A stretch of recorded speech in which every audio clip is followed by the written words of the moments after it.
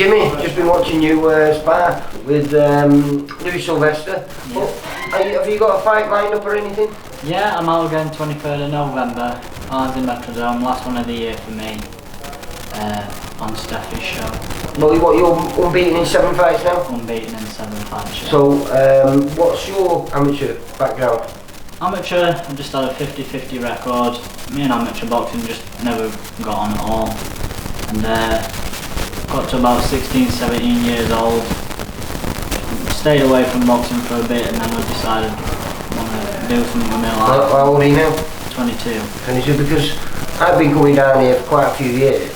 Yeah. And you've always been loitering in the background somewhere. Yeah, so you've never really gone drifted too far away from boxing? I've never drifted too far away from the gym. I was in the gym, but amateur boxing, I never really got on with it. I had over 20 fights, 50-50 record, but I think I've got more of a pro style, kind of, if you can say, Yeah, well, you can say that because they are two different sports, even though it's boxing. Yeah. You know, amateur boxing and professional boxing, they are totally different, and some people do suit it. You know, if you light on your feet and you can a nice jab on you, you can win a lot in the amateur games. But that's not necessarily mean you're going to win much in the pro game. And after just watching your spar, when you say you're suited to the pro game, I see why. Because you're a come forward fighter, aren't you? Yeah. And it seems like it takes quite a lot to deter you from coming forward. Yeah. Which is a bit similar to how I was. That's the way I would like to fight. You know, it was. It's much easier going forward than dancing around and running after someone. But when you're with Louis Sylvester, he's fleet of foot, isn't he? And he's got fast hands, and it's very what's the word? Frustrating sometimes. Yeah, it can be frustrating sometimes, Because he even stand and trade and lets them go. Yeah. But before you can get yours off, he's gone again. Yeah. So it's like, you know, he has got fast hands and fast feet and uses them well. But as you're naturally a little bit heavier than him? A touch heavier than him, I think. What's your fighting weight then? 10 stone and below. Alright, so you're super lightweight then? Yeah. Yeah.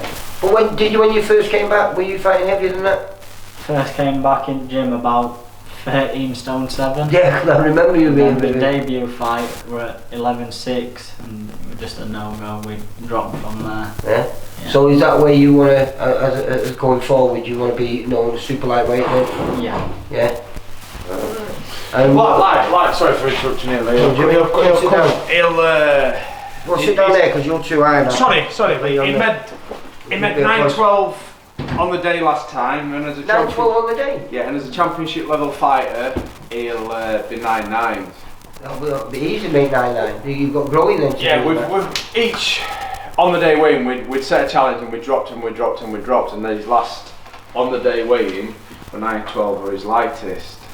And as he spoke about there, he came back into the gym. I had him as an amateur. He stayed in and around gym, dropped out of boxing a little bit, just messed about with. Well, as I said, Jimmy, every time I've been down here, he's always been in the background, hasn't he, somewhere? Come back, then come back, and it was Max Hughes here in a camp, and we just stuck him in a bag for 10 weeks, didn't we? He says, hey, that bag and bike, and show us some discipline, stick at it, and he stuck at it.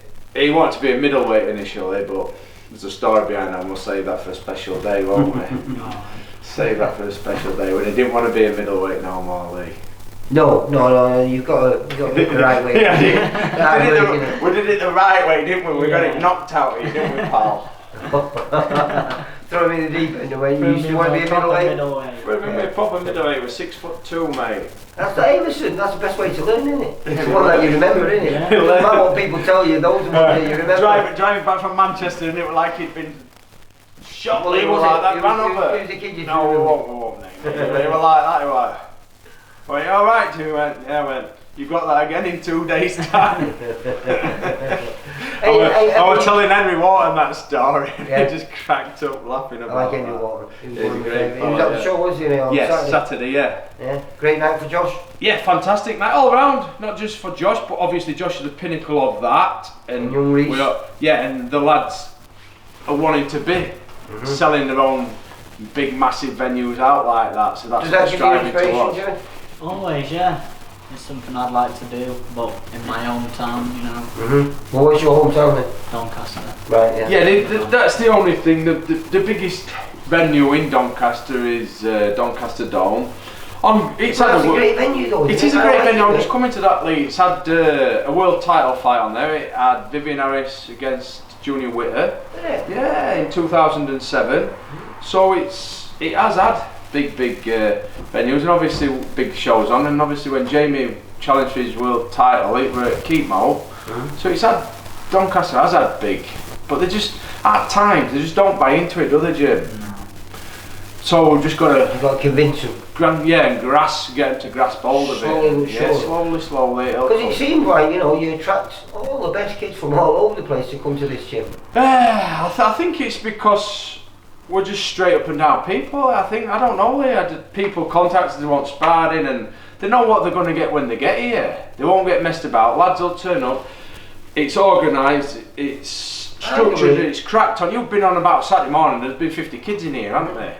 Well, like I said, arguably this has got to be, you know, the king of the super bantamweights to the super featherweight. Yeah, without a doubt. Yeah. There's no better place to come if that's what you want. If that's your weight division, this is the place to be. And then like we've started moving into, well, Max is moved to lightweight now, hasn't he?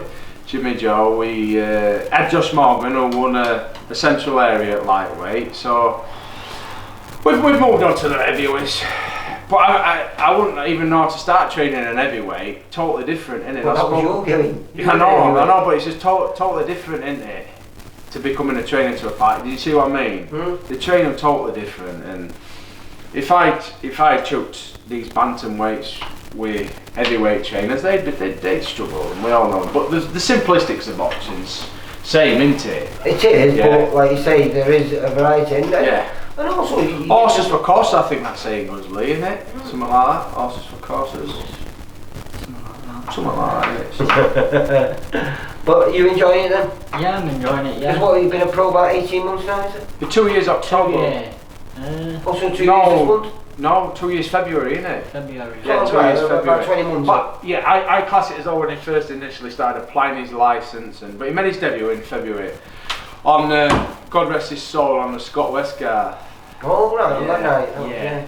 So with the deck Spellman, yeah, he's made it on that card there. You know what's lovely about that though, is how it's brought their families together and now they go out supporting him everywhere. Yeah, and that is turning the positive from the tragic side of it. How many times do boxers do that to negatives into positives? That's why I always say boxing is one of the only sports that the lessons you learn in boxing you can translate into the real world. You know, because the boxing's the easy part of it. Life gets in the way of boxing 9 times out of 10. I think you'll agree with me as people watching this world. Boxing to me is your last sport where you can be a rough kid on a council estate and go and make some of yourself. You can't football no more, can you? No. You've got to be picked up from. Yeah. Look at Josh.